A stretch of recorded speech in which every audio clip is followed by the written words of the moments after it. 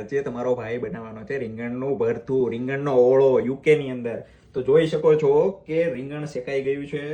હવે એની ઉપરનું કાળું કોચલું એ આપણે ઉખાડવાનું છે, એને બાજુમાં ઘા કરી દેવાનો છે, અને ઘા કરીને પછી આગળ હું તમને બતાવું કઈ રીતે રીંગણનો ઓળો બને. શેકાઈ ગયા પછી આપણે ચાકુ અને કાંટા ચમચીની મદદથી, ઇંગ્લિશ વાળાને ફોર્ક કે એના મદદથી, અહીંયા ઈયળોની બીક નથી રહેતી મિત્રો, પણ જો ઇન્ડિયાની અંદર તમે મારી રેસીપી રિપીટ કરતા હો તો તમારે ચોક્કસથી ઈયળો જોવી પડશે. બીજી વસ્તુ, રીંગણનો ઓળો રીંગણ તમે જ્યારે શેકો છો અને ઓળાની પ્રોસેસ કે તો એમાં ઘણા લોકો વચ્ચે ચીરા પાડીને લસણ નાખે છે, ઘણા મરચી નાખે છે, એ પણ કરી શકાય. આ વખતે હું લાલ ઓળો બનાવવાનો છું. ગ્રીન પણ બનાવી શકાય, લાલ પણ બનાવી શકાય. ટોમેટોઝ એડ કરવાના છીએ અને લસણવાળું મરચું એડ કરવાનું છે. એટલે મેં આમાં ચીરા પાડીને લસણની કળીઓ નથી નાખી, પણ તમે એ લસણની કળીઓ નાખી શકો છો.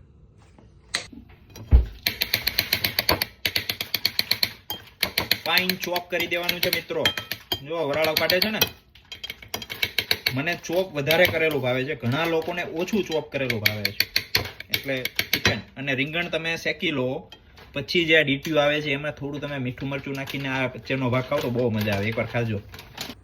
તો સૌથી પહેલા 4 ચૂલામાંથી એક ચૂલો આપણે શરૂ કરી દેવાનો છે. એના ઉપર આ કઢાઈ મૂકી દેવાની છે. પછી એમાં આપણે નાખીશું ઓઇલ અને બીજા બધા સ્પેશિયલ મસાલા યુકેના. સૌથી પહેલાં આપણે તેલ લેવાનું છે. ઘણાને વધારે તેલવાળું ભાવે, ઘણાને ઓછા તેલવાળું ભાવે. આ તેલ આવી જાય ત્યાં સુધીમાં સાઈડમાં હું તમને બતાવી દઉં.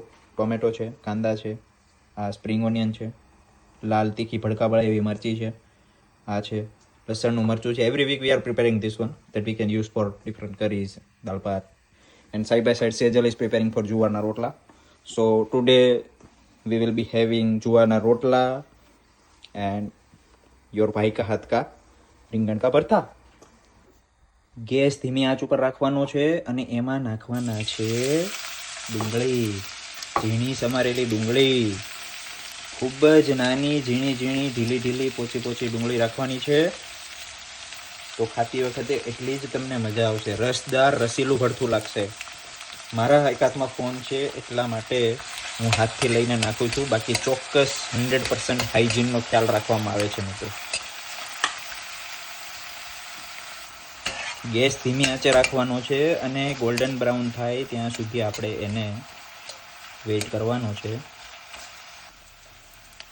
ગોલ્ડન બ્રાઉન થઈ ગઈ છે. હવે આપણે અંદર નાખીશું ટોમેટો. 2 રીતે છે આમાં, પહેલાં પણ લસણનું મરચું નાખી શકાય અને પછી પણ નાખી શકાય. તો હવે આ થોડુંક આપણે એને ગરમ થવા દઈશું અને પછી આના અંદર નાખીશું બધા મરી મસાલા. પછી એમાં થોડી લીલી ડુંગળી નાખીશું અને લાસ્ટમાં આપણે ગાર્નિશિંગ માટે થોડી લીલી ડુંગળી રાખીશું. તમે આમાં લીલું લસણ પણ નાખી શકો મિત્રો, પણ આજે લીલું લસણ ખૂટી ગયું છે તો લીલું લસણ નાખવાનું છે. જોડે થોડું ભડકે બળે એવું મરચી 1-2 નાખી છે સુધારીને, કારણ કે વી લવ સ્પાઇસી ફૂડ. પણ તમારું શરીર કેવો પ્રતિસાદ આપે છે બીજા દિવસે એના આધારે તમારે તીખાશ રાખવી. હવે આને આપણે શેકાવા દેવાનું છે. પોચી પોચી બાકાચીકી થઈ જાય પછી આપણે આગળનું સ્ટેપ કરીશું. રાઈટ, હવે થોડું શેકાઈ ગયા પછી એમાં આપણે લાલ લસણવાળું મરચું નાખવાનું છે, જીરું નાખવાનું છે. જીરું ભરવું પડે એમ છે, ભરી દઈશું, નો વરીઝ. આના પછી થોડું સ્વાદ અનુસાર મીઠું નાખવાનું છે. મારી જેમ જો તમે પ્રો કારીગરો તો થોડું શરૂઆતમાં ઓછું નાખવું. થોડી આપણે હળદર નાખીશું. બરાબર છે. આટલું કર્યા પછી તમારે એને સાઈડમાં મૂકી દેવાનું છે. ગેસ હંમેશા ધ્યાન રાખવું કે ફ્લેમ ધીમી હોય, નહીં તો મસાલા બળવા કરે, ખાસ કરીને મરચું. અને એકવાર મરચું બળી જાય પછી છેક સુધી બળેલું જ લાગે. બરાબર છે. આવી રીતે થોડીક વાર મસાલા શેકાઈ જાય ત્યાં સુધી તમારે રાખવા. સાઈડમાં રોટલો તૈયાર થાય છે. રોટલો, ઓળો, દહીં ખાવાની મજા જ આવી જાય. સાઈડમાં રોટલો બની રહ્યો છે. એક બાજુ દર 2-3 દિવસે દહીં રિપ્લેનિશ કરતા રહીએ એટલે દૂધ ગરમ થઈ ગયું છે. જમ્યા પછી સ્ટ્રોબેરીનો સ્વાદ પણ લઈ શકાય, કેકનો પણ સ્વાદ લઈ શકાય, બ્લૂબેરી પણ લઈ શકાય.